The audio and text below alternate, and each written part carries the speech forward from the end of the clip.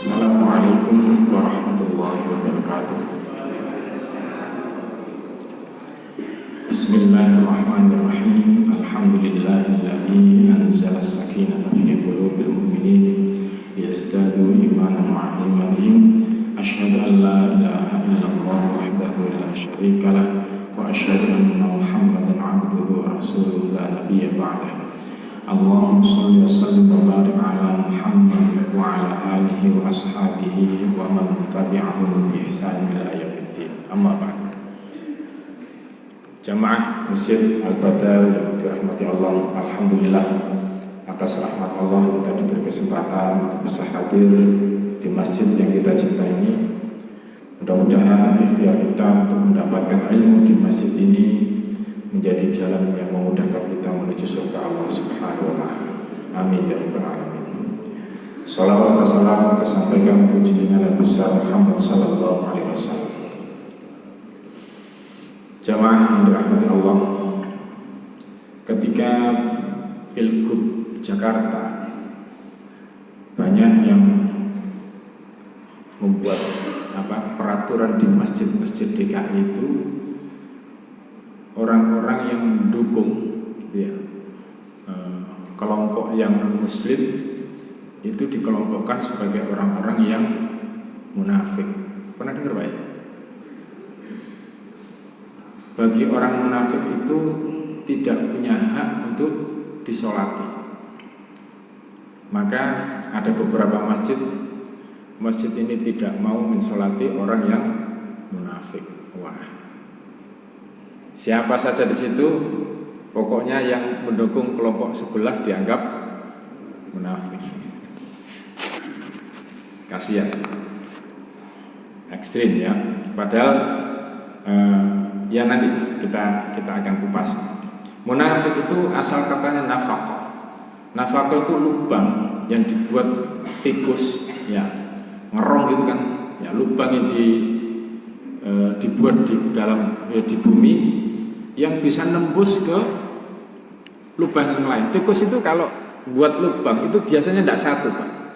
Ngerong di sini terus kemudian keluar di tempat yang lain. Rong-rongan pertama ini itu biasanya ditutup oleh tanah sehingga tidak kelihatan.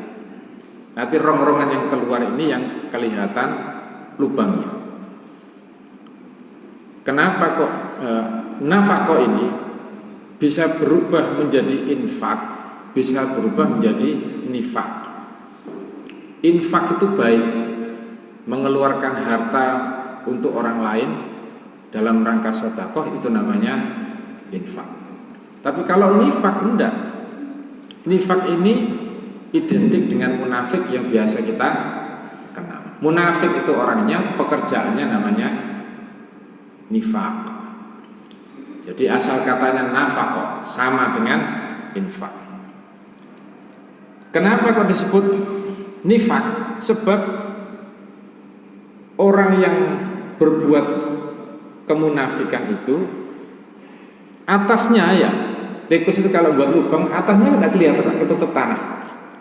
Luarnya kelihatan baik, tidak ada lubangnya, tapi dia ngerok di dalam.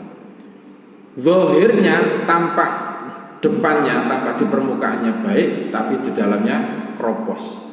Itu yang disebut dengan nifak. Kenapa kok disebut infak?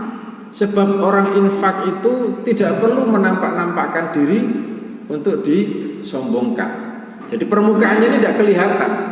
Dia sudah infak tapi orang lain tidak tahu kalau dia sudah menyumbangkan, menghabiskan hartanya untuk jalan Allah. Ya. Jadi lubang ini bisa berfungsi orang yang menyembunyikan diri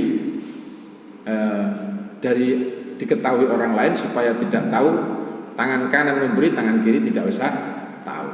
Ya. Orang munafik juga begitu. Biarkan orang lain tampak tahu kebaikannya, padahal hatinya ini busuk. Nah, itu namanya munafik. Nah, orang munafik itu, Pak, risikonya luar biasa. Ya, risikonya luar biasa. Innal munafiqina fid darkil asfali minan nar wa lan tajid lahum nasir. Dalam surat An-Nisa ayat 145 itu, ya, orang munafik itu diletakkan di neraka yang paling dasar. Jadi neraka itu kalau Qurtubi, tafsir Qurtubi itu membagi menjadi tiga lapis. Lapis pertama ini orang Islam yang berbuat dosa, dihukum di awal, habis dosanya, masa hukumannya, kemudian dientas masuk ke dalam surga. Ya, mudah-mudahan tidak ada di antara kita ya, meskipun ujung-ujungnya masuk surga, tapi tidak enak ngicipin neraka. Orang yang berbuat yang korupsi, yang makan harta anak yatim, sholatnya tetap, tapi pekerjaan jelek ini tetap dilakukan, dia diletakkan di neraka yang bagian atas. Nah, meskipun di neraka ada bagian tubuh yang tidak terbakar, yaitu bagian yang dipakai untuk sujud. Nabi mengatakan diharamkan api neraka itu untuk membakar anggota badan yang digunakan untuk sujud, yaitu bagian kepala.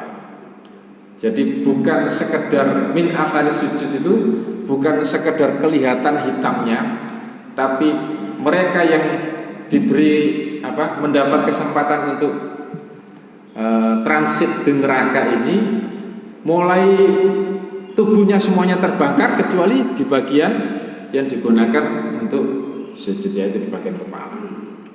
Nah, lapisan kedua ini lapisan orang-orang kafir, Abu Jahal, Fir'aun, ya,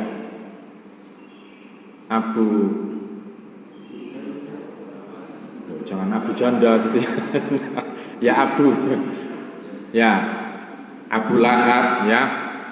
Nah, jadi orang kafir itu posisinya tidak di dasar neraka, karena jelas kalau dia bermusuhan dengan orang Islam itu jelas iki musuh, gitu ya.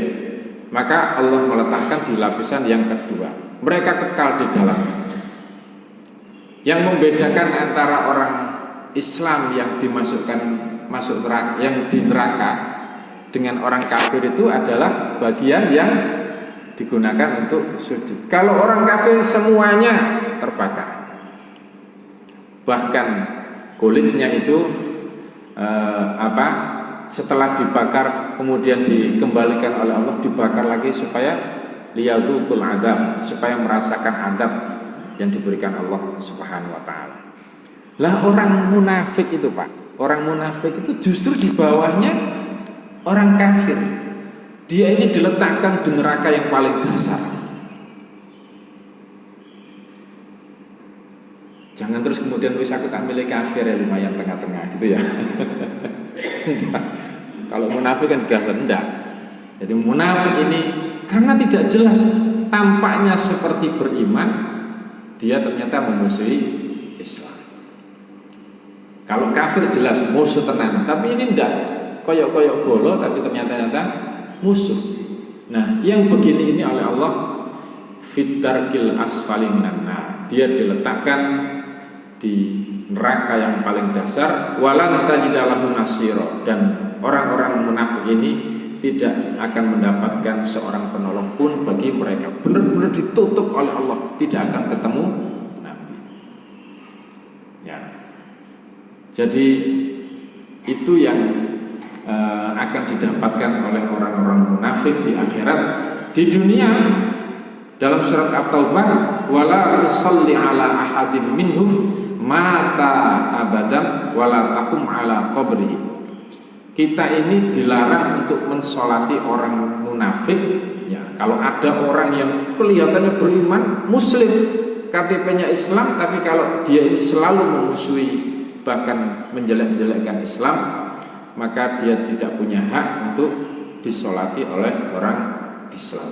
Bukan hanya itu, wala taqum ala qabrihi, kita juga dilarang mendoakan di atas kuburnya. Ya, jangan dianggap ini kok keras sekali. Sesungguhnya innahum kafaru billahi wa rasulih, mereka telah kafir kepada Allah dan Rasulnya, dan mereka mati dalam keadaan fasik. Jadi beratnya hukuman yang diberikan Allah terhadap orang-orang munafik. Di dunia dia dilarang disolati, bahkan orang lain dilarang mendoakan di atas kuburnya. Di akhirat dia diletakkan di neraka yang paling dasar. Nah, yang sering kita dengar ciri-ciri munafik itu ada 3, kan gitu ya? Apa saja Pak? Idza hadatsa kadzaba, kalau ngomong dusta. Wa idza wa'ada akhlafa, kalau janji selalu dilewet, gitu ya. Wa idza tumina khana, kalau diberi amanat dia selalu berkhianat. Ya. Jadi kalau di antara 3 kriteria ini kita mendapatkannya, maka kita termasuk munafik, gitu Pak ya. Ibu-ibu pernah tidak bohong? Pernah. Berarti kalau pas bohong itu apa Bu? Munafik, gitu ya. Nah kalau munafik tadi dimasukkan ke dalam neraka yang paling dasar. Nah, ini yang harus kita hati-hati. Tidak pernah, saya yakin Bapak Ibu ini sekali dalam hidupnya, atau 2 kali atau banyak kali, tentu pernah bohong ya. Ngomong bohong. Jangankan kepada suami, kepada anak-anak saja kadang-kadang kita sering bohong ya, supaya anaknya ini tidak tahu kelemahan kita, lalu kita bohong. Jadi kalau munafik itu artinya pura-pura, asal aslinya gitu ya kropos dalamnya, tapi luarnya kelihatan baik. Pura-pura apa sajalah, itu dalam bahasa Arab bisa dimaknai dengan munafik ya. Dan karena itu setiap orang yang tidak sesuai dengan keadaan aslinya sekarang itu dinamai munafik. Dia sebenarnya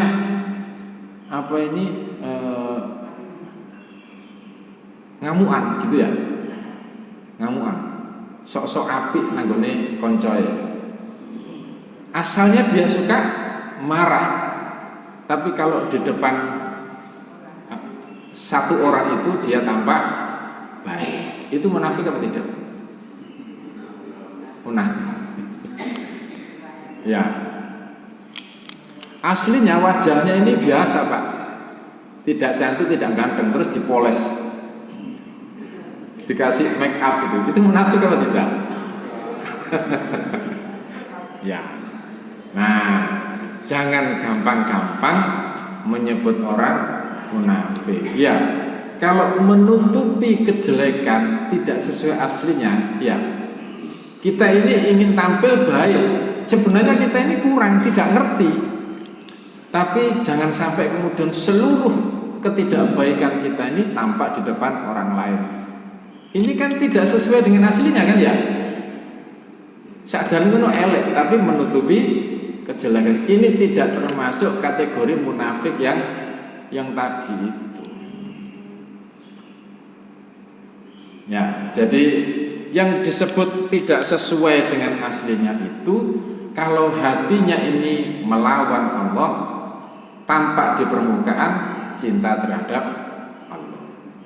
Karena itu disebut di dalam surat Al-Baqarah, yukhadi'una Allah walladzina amanu wa ma yakhda'una illa anfusahum. Ya, jadi mereka ini yang ditipu itu Allah dan orang-orang yang beriman. Kalau pas ketemu dia mengatakan, wah aku ini bolong, beriman kepada Allah. Tapi sebenarnya di belakang itu dia sangat memusuhi Islam. Seperti yang dilakukan oleh Abdullah bin Ubay. Abdullah bin Ubay hidup di zaman Nabi. Kalau sholat itu mesti di belakang Nabi. Orang munafik itu Islam atau bukan? Muslim atau bukan? Disebut munafik itu karena dia ini seorang Muslim tapi memusuhi Islam. Jadi munafik itu meskipun punya ciri 3 tadi itu, kalau berkata bohong, kalau janji selalu ingkar, kalau dipercaya khianat ya. Ini munafik amali, bukan munafik imani. Kalau munafik amali ini masih punya hak untuk disolati, Pak. Jangan terus kemudian bohong pisan tidak pantas disolati. Suatu ketika misalkan Pak Muntarin dikasih tugas oleh Pak Ali, ya, untuk mandori masjid ini. Berarti beliau dikasih amanat, ya. Ternyata tidak dilakukan. Lah kalau dimasukkan ke kategori munafik tadi, wa idza tumina khona, kalau diberi amanat khianat, lain Pak Muntari bisa dianggap masuk neraka yang paling dasar. Ya. Ya tidak begitu. Ya. Dosanya yang dosa munafik amali ini masih bisa ditebus dengan mohon maaf dan apa Pak? Mohon ampun kepada Allah. Tapi kalau munafik imani, Abdullah bin Ubay ini, dia kalau ketemu Nabi, baiknya bukan main. Begitu lepas dari Nabi, dia selalu menjelek-jelekan Islam, menjelek-jelekan Nabi. Bahkan Abdullah bin Ubay ini membangun masjid, ya berarti Muslim kan Pak ya? Bangun masjid yang disebut dengan Masjid Dirar, yang kemudian dihancurkan. Sebab masjid ini justru bukan untuk memakmurkan umat Islam, tapi nggarai musuh. Maka masjid ini kemudian dihancurkan. Jadi yang susah itu, yang berbahaya itu justru bukan orang kafir, orang yang kelihatannya Islam tapi dia tidak mendukung Islam, justru memusuhi Islam. Yang begini inilah yang kemudian dianggap sebagai orang yang munafik. Ya, saya tegaskan lagi, yang dihukum oleh Allah diletakkan di neraka yang paling dasar itu bukan munafik atau bukan nifak amali, tapi nifak yang imani. Orang yang memusuhi Islam di luar, tapi kalau ketemu seolah-olah baik. Di Al-Quran itu, di surat Al-Baqarah, ya, penjelasan tentang orang-orang beriman itu cuma 4 ayat. Alif Lam Mim, Dzalikal kitabu la raiba fihi, hudan lil muttaqin, alladzina yu'minuna bil ghaibi wa yuqimuna as-salata wa mimma razaqnahum yunfiqun, walladzina yu'minuna bima unzila ilaika wa ma unzila min qablik wa bil akhirati hum yuqinun. Hanya 4 ya. Habis itu menjelaskan tentang apa? Ulaika ala hudan mir rabbihim wa ulaika humul muflihun. Habis itu menjelaskan tentang orang kafir. Penjelasan orang kafir itu hanya 2 ayat. Innal ladzina kafaru sawa'un 'alaihim a anzartahum am lam tunzirhum la yu'minun. Khatamallahu 'ala qulubihim wa 'ala sam'ihim wa 'ala absarihim ghishawah wa lahum 'adzabun 'adzim. Sudah, hanya 2 ayat. Setelah 2 ayat ini semuanya menjelaskan tentang munafik. Ada 13 ayat ya yang merinci tentang sifat-sifat orang munafik. Jadi saking pentingnya kita memperhatikan hal-hal yang terkait dengan kemunafikan itu, sampai-sampai Allah membuat surat yang nama suratnya itu adalah ya munafik. Ya. Jadi Bapak Ibu, semua tanda-tanda kemunafikan baik yang ada dalam hadis maupun dalam Quran. Kalau di Quran itu lebih banyak munafik atau nifak yang sifatnya imani. Kalau di hadis ya seperti ciri-ciri yang berbicara tadi itu adalah bagian dari tanda-tanda nifak amali.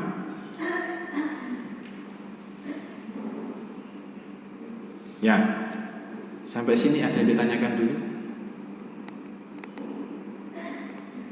Nah, kenapa kok Nabi memberikan sifat munafik hanya gara-gara bohong? Bohong sekali tidak termasuk munafik? Iya, masuk munafik, tapi bukan munafik yang tidak terampun. Sebab orang munafik yang disebut di dalam surat At-Taubah itu innahum kafaru billahi wa rasulihi. Mereka ini sudah termasuk kafir kepada Allah dan Rasul.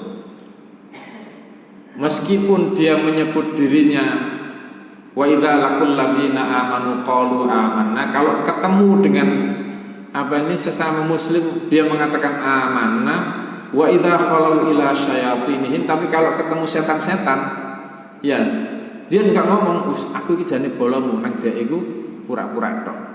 Nah, yang begini ini kan termasuk dari nifak imani.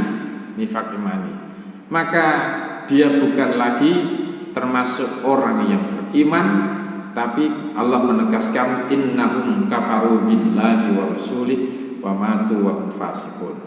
Orang yang begini adalah orang yang kafir kepada Allah dan Rasulnya, dan dia mati dalam keadaan fasik. Ya, kira-kira sekarang ini banyak enggak? Banyak.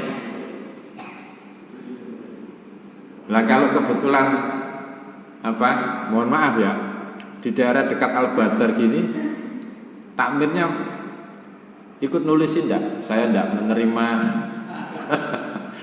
orang munafik untuk disolati. Ya, kalau Nabi Bapak Ibu menentukan orang ini munafik atau tidak, itu nunggu turun wahyu. Abdullah bin Ubay itu hampir disolati oleh Nabi, kemudian ditegur. Ya, sedangkan kita ini bagaimana tahu kalau orang ini munafik atau tidak? Munafik imani ya. Karena tidak tahu yang tampak di permukaan itu baik, maka kita tidak perlu kemudian didik-didik ngecap orang ini munafik.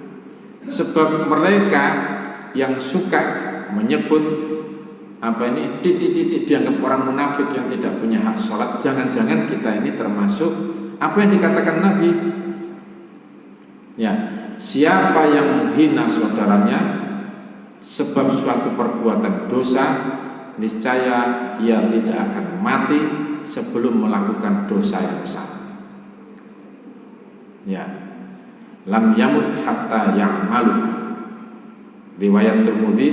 Jadi kalau ada seseorang karena sekali bohong terus diujar-ujar pancene kon iku munafik, pantes kon nanggone neraka paling dasar gitu ya. Padahal bohongnya sebentar saja ya.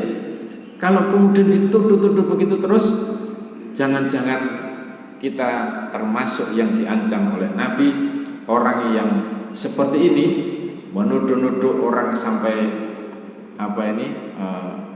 melarang sholat begitu ya, termasuk mereka yang tidak akan mati sebelum dia sendiri akhirnya ikut bohong.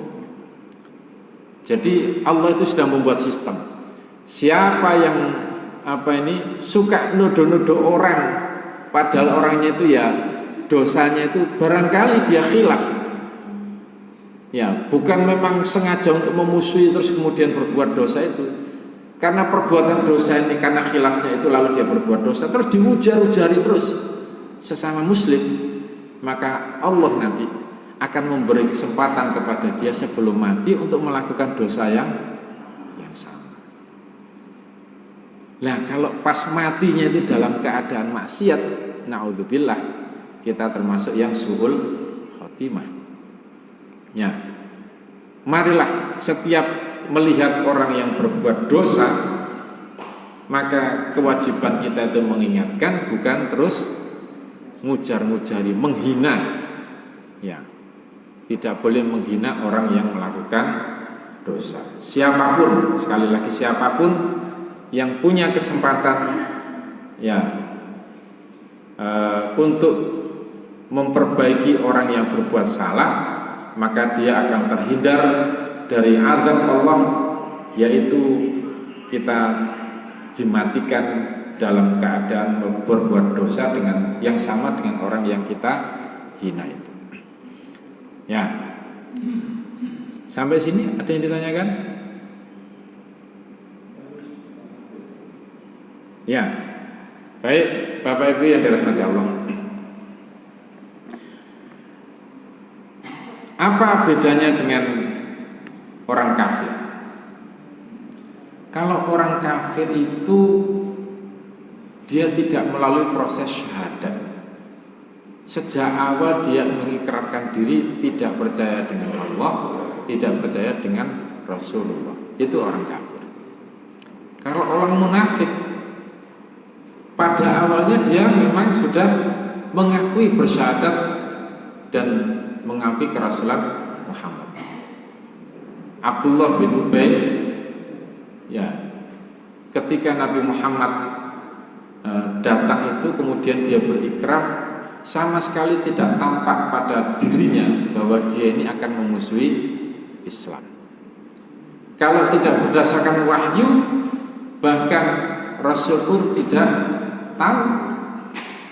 Ya, setelah mendapatkan wahyu itulah kemudian Nabi mengetahui bahwa inilah orang munafik, ini tidak. Ayat-ayat tentang munafik itu di dalam Al-Quran itu terbagi dua. Ada ayat-ayat yang turun di Mekah, ada ayat-ayat yang turun di Madinah. Yang turun di Madinah itu hanya menjelaskan bahwa Allah mengetahui siapa yang munafik, siapa yang tidak munafik. Baru ketika di Madinah, maka ayat-ayat munafik itu menjelaskan tentang ciri-ciri orang yang munafik. Kalau Bapak Ibu nanti membaca Al-Quran yang isinya tentang Allah mengetahui siapa di antara kalian yang mendustai Allah, maka itu berarti ayat-ayat yang turun di Mekah. Tapi kalau menjelaskan bagaimana hukuman orang-orang munafik, bagaimana ciri-ciri orang munafik, berarti dia turun di Madinah.